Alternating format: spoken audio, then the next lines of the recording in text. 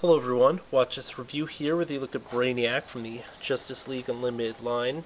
He's one of the later releases in the line when the retail presence had sort of diminished and only a few select retailers were carrying them. I believe Target was maybe the last of them. Now the outfit is based on his new Krypton look. I had to reference that because it's actually a comic book thing as opposed to something related to the actual cartoon. So,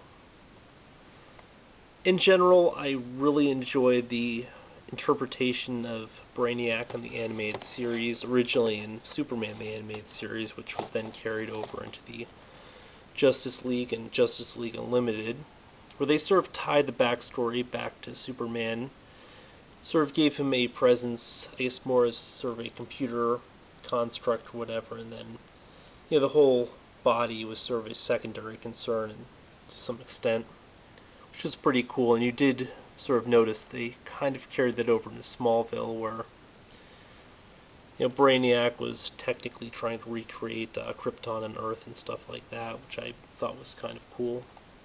But it just goes to show how the sort of supplementary materials sort of develop and branch off into their own thing, despite the fact that his original origin, nothing to do with that. I guess he was from a race called the Kaluans or something from this techno planet, and then over time they just decided to give him a more convenient backstory, which is neat. Sometimes the changes do make the continuity a bit more concise for people who haven't been following it since like the 40s or whatever. But hold on a second until I'll get him out of pack. Now inside the package we have this little Matty collector insert, which is kind of neat. If you do recall, after retail they, I guess, sort of released the remaining product as 3 packs of Matty collector. Actually, I think it hasn't quite wrapped up at the time that I'm filming this, but it will by the end of the year. And then of course some of the overstock has been showing up in different places, like Marshalls and TJ Maxx. I almost picked up the Dark Side and Calback pack, but I just figured I really don't care about them that much. Brainiac, though, is a completely different story. Again, was massively enjoyed the character and all of his appearances in the cartoon, especially, although this is kind of spoilers, but Nighttime from, it was Batman the Animated Series, or no, it actually may have been a Superman one, but it was a Superman-Batman crossover, but it also featured Brainiac, which was totally awesome.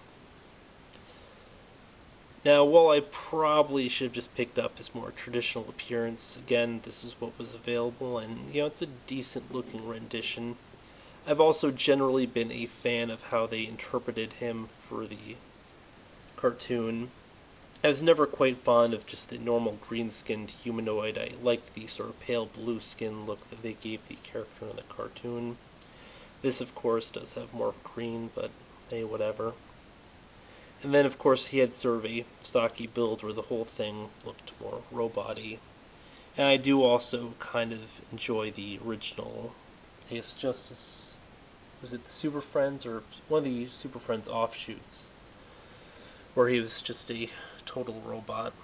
But he also comes with this little gun thing here, which I assume probably references the comics. I don't recall the character using weapons in the cartoon,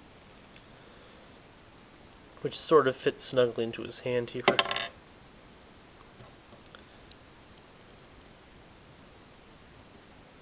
So, it's kind of cool. In terms of height, I really don't have many other figures from this line, but let's compare him to Red Tornado. And he does seem to, actually, it is a mildly substantial size difference. You'll notice that the shoulders are sort of up a bit more, and I think a lot of the height just comes from the head, though. Now, Red Tornado sort of uses the same standard molds. I believe Brainiac has his own mold going on there, so it's kind of cool. I don't know, I think it's a cool look for the character.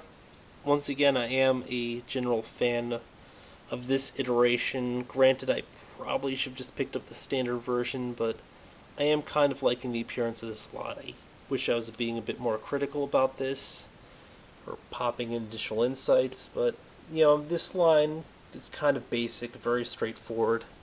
Almost no real articulation, so there's only so much you can say about it beyond the general style. For some reason it's got scuff marks on him. I'm not sure if it's just part of the packaging or what, and you'll notice that there are weird little paint fades as well. And he doesn't quite stand up straight. It feels like one of the legs is sort of jointed wrong. But in terms of articulation, he has rotation at the head.